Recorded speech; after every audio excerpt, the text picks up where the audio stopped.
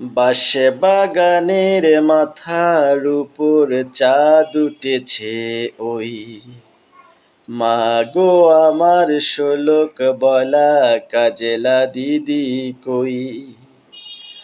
পুকুর ধারে লেবুর তলে থোকায় থোকায় জোনাকে জলে ফুলের গন্ধে ঘুম আসে না একলা জেগে রই।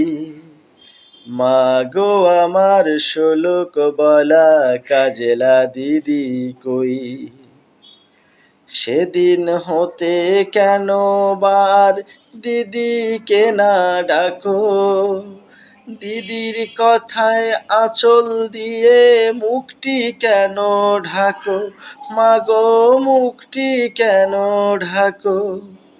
খাবার খেতে আসি যখন দিদি বলে